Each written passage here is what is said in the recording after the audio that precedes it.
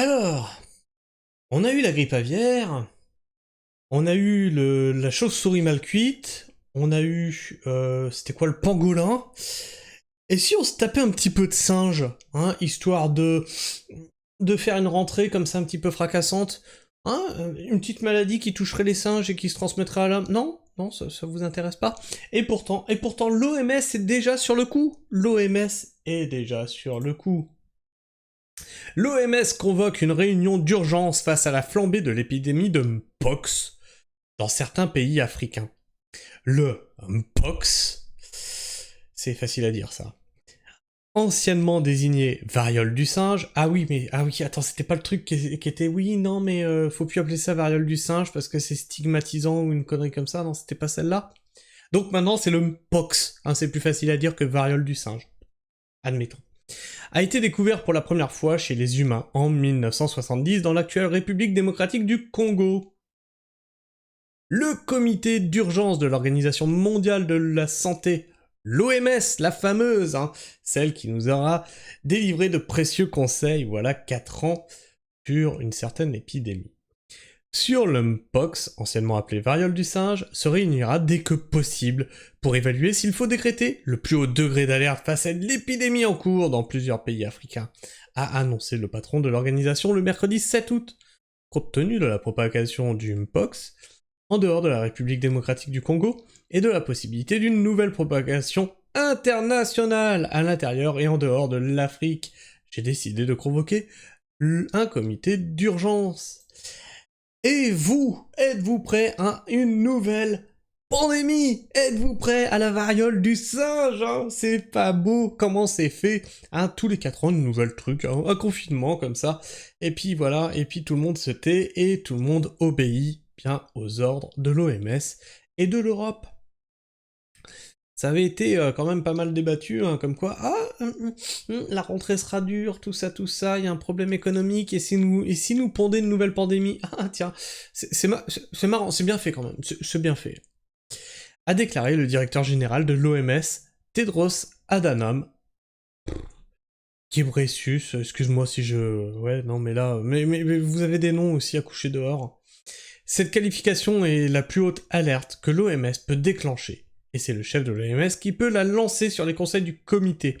Le Mpox a été découvert pour la première fois chez les humains en 70, dans l'actuelle République démocratique du Congo, l'ex-Zaïre, avec la diffusion du sous-type Clade 1, dont le nouveau variant est une mutation, principalement limitée depuis à des pays de l'Ouest et du Centre Afrique, les malades étant généralement contaminés par des animaux infectés.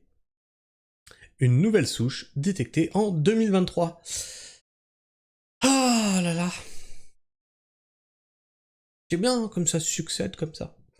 En 2022, une épidémie mondiale portée sur le sous-type Clade 2 s'est propagée dans une centaine de pays où la maladie n'était pas endémique, touchant surtout des hommes homosexuels et bisexuels. Quel rapport? Attends, j'ai mal lu ou ils vont nous refaire la même que le sida là.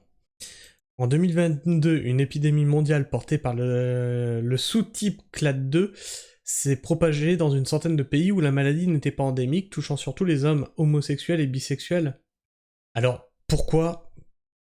Là, il y a un truc que je comprends. Pourquoi ça toucherait qu'une certaine catégorie d'hommes? Ça me rappelle un peu la stigmatisation du sida. Hein, ah bah non, c'est que pour les homos. Ah non, non, les hétéros, ils risquent rien. Tiens, mon cul, ouais, mon œil sur la commode. Mon cul sur la commode, plutôt. Non mais c'est quoi cette blague? Pourquoi ça ne toucherait que des personnes qui ont cette sexualité-là? Non mais... on va où, là? Je veux dire, un être humain, c'est un être humain.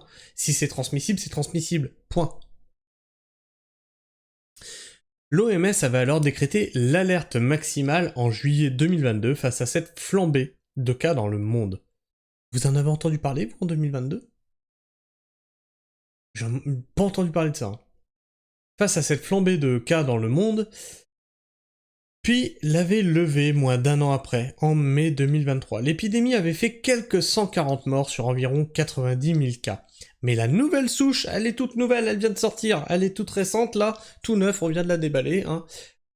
C'est un unboxing. Mais la nouvelle souche d'Mpox, détectée en RDC, donc République démocratique du Congo, en septembre 2023, baptisée Clade 1B, puis signalée dans plusieurs pays voisins, fait craindre une propagation de ce virus. Le Clade 1B fait apparaître des éruptions cutanées sur tout le corps, quand les précédentes souches étaient caractérisées par des éruptions et des lésions localisées sur la bouche, le visage ou les parties génitales. On va aller voir les commentaires, ce que ça dit de ça. Alors, pourquoi tu me files pas les commentaires? Ça commence à me gonfler cette histoire aussi. Non, ça c'est des pubs. Alors les commentaires, s'il te plaît. Oh non, mais hey, il vient de rebaisser. Non, mais c'est une blague là. Enfin. Il faut clairement empêcher cette préparation et interdire toute entrée dans notre pays de personnes venant de là-bas. Alors, non, t'inquiète pas, ils ont déjà tout prévu, ils ont mis des affiches dans les aéroports. Le virus, il va voir ça, il va se dire « Ah, attends, il y a des affiches. Non, mais attends, c'est bon, moi je passe pas. » Après les JO, le confinement, bah oui, hein, on va de polémique en polémique, hein, il y a eu les européennes, les législatives, les JO, et maintenant on va se manger le Clade 1B, le Mpox, hein, parce qu'il faut pas stigmatiser les singes. Après le virus chinois, voici maintenant le virus africain, va bien falloir un jour remettre des frontières. Parce que vous croyez que les frontières vont arrêter le virus? Eh bien oui, non, c'est comme Tchernobyl, ça s'arrête pas à la frontière, hein. C'est pas parce que t'as mis une frontière que ça va s'arrêter. Hein. Je vous laisse faire le calcul, ce que représentent 140 personnes sur 1,2 milliard qui peuplent le continent. Oui, sauf que c'était pas mondial, c'était local. Sauf que là, enfin, c'est 140, ils ont dit sur 90 000 cas, d'accord? Donc, faut revoir ton échelle de pourcentage, là. Là, elle est pas bonne. Et il semblerait que celui-là était pas virulent. Le Clade 1B, lui, il devrait l'être. À voir. Et vous verrez qu'il y a effectivement de quoi mettre l'OMS sur le coup. Non, je déconne. Certaines personnes exagèrent avec leur confinement. Par contre, en premier, j'aimerais savoir quelle est la différence entre la variole, vaccin vitement retiré mais qui a fait de gros dégâts, et la variole du singe. Bizarrement, un autre nom pour cette maladie. Pourquoi? Pour ne pas entendre le mot variole lorsqu'une personne sera touchée par telle ou telle maladie? Que l'OMS ne soit pas responsable de ces piqûres? Alors, je suis pas au courant de ça. Il y avait eu aussi un scandale par rapport au vaccin de la variole? Je suis pas au courant, mais alors ça serait rigolo, ça. Parce qu'il y a eu un scandale par rapport au vaccin sur le Covid. S'il y a en plus déjà eu un scandale par rapport au vaccin sur la variole, alors là, les antivax, ça va être compliqué de les faire se vacciner. Hein. Sachez que pour le Covid, je me suis pas fait vacciner non plus. Hein. Mais ça, c'est pas parce que je suis un antivax, c'est parce que j'ai pris en compte le facteur risque, bénéfice-risque, et à mon âge, bah il n'y avait pas de bénéfice-risque. Il n'y avait pas de risque en fait. Donc pas de bénéfice à se faire vacciner. J'avais même plus de risques à me faire vacciner que de risques de choper le Covid en fait. Donc quand tu fais tout, tu mets tout bout à bout, tu te dis... Enfin, t'en as peu, voir comment ça se passe, leur truc qui est pas encore testé.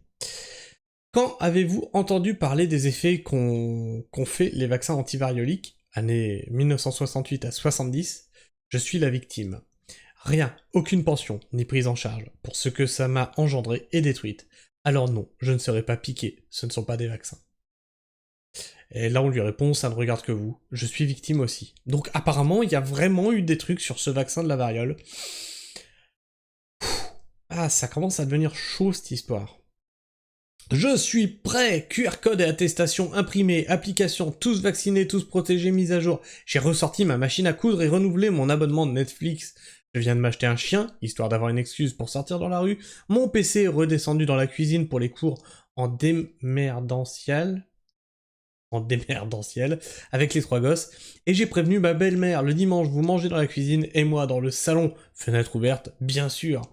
Reste à attendre les consignes du Premier ministre quand il sera nommé, rayon de sortie pour la balade quotidienne, horaire d'ouverture de la boulangerie, aurais-je le droit d'aller boire un verre, assis, debout, couché, d'aller au resto, acheter un bouquin en librairie, très dangereux la culture, ou aurais-je le droit de prendre le métro à 7h le matin, beaucoup moins dangereux que la librairie. Mon stock de PQ de pâtes est au max, risque de pénurie. Je me tiens informé des dernières nouveautés scientifiques, comme mettre son masque, comment mettre son masque, jusqu'où se fourrer le coton-tige dans le nez. Est-ce que la chloroquine peut se prendre à l'apéro, mais prof Raoult est en retraite, si bête à changer de métier, et monsieur Véran est très occupé par son nouveau métier dans la chirurgie esthétique pour vieille dame, métier non essentiel mais très rémunérateur. Je suis paré, et vive le concert de casserole à 20h, pétante. Et on lui répond, un poil d'exagération, variole simienne, mode de transmission. Transmission traditionnellement, la variole se transmet principalement par contact direct ou indirect avec du sang, des liquides organiques, des lésions cutanées ou des muqueuses d'animaux infectés. Donc, c'est une épidémie inquiétante, mais a priori beaucoup moins transmissible que la Covid, vu qu'il ne semble pas y avoir de transmission par voie aérienne. Jusqu'à la mutation. Santé.gouv est plus précis. Visiblement, vous avez du temps à perdre, c'est cool. Oui, l'un des rares. Payer à ne rien fiche, mais surtout ne rien penser. Ils sont mimi, mais hélas, pas en voie d'extinction. Enfin bref, on va pas se lire toutes les réponses qui se font. Et on va finir sur ce commentaire-là. À tous les excités, complotistes, qui craignent... Ah, j'ai pas fait exprès de m'arrêter sur ce commentaire-là. Qui craignent un confinement ou un vaccin obligatoire. Soyez rassurés, on n'en est pas là. Ah oui, oui, mais c'est ce qu'il nous disait aussi au Covid, hein. On n'en est pas là. Attendez, on gère, et il n'est pas arrivé en France, hein. Vous pourrez continuer à nous exposer vos théories fumeuses encore longtemps avant que la mesure que vous décriez ne soit mise en place, probablement jamais. Alors tiens, ça me rappelle un truc. C'est que quand j'ai vu le Covid arriver en Chine, j'ai fait... Attends, le gouvernement chinois là qui s'en fout de sa population est en train de construire 2 hôpitaux en 15 jours. Faudrait peut-être commencer à se préparer. Ouais, t'es parano, ouais, t'es hypochondriaque, ouais, nanani, ouais, nanana. Paf, ça nous est tombé sur la gueule et on a... Et les mêmes disaient « Mais pourquoi personne n'a prévenu ?» Ta gueule. Enfin bref, la pragmatine, je sais pas ce que vous pensez de tout ça. N'hésitez pas à me laisser vos avis et vos opinions dans l'espace commentaire. Et tu le sais, hein, ma chaîne est démonétisée et donc shadowban. Et je ne peux compter que sur vous, la pragmatine, pour faire connaître ma chaîne. Donc n'hésitez pas à partager cette vidéo, à partager ma chaîne, à la faire connaître autour de vous, puisque les algorithmes YouTube ne me référencent plus, je ne peux compter que sur vous. Et comme d'habitude, tu connais la musique, hein. Tu t'abonnes, tu vérifies que YouTube t'a pas désabonné, tu likes, tu commentes, partages, tu cloches, et le plus important c'est de partager. Je vous fais la bise la pragmatine, prenez soin du sol, et restez pragmatique. Ciao.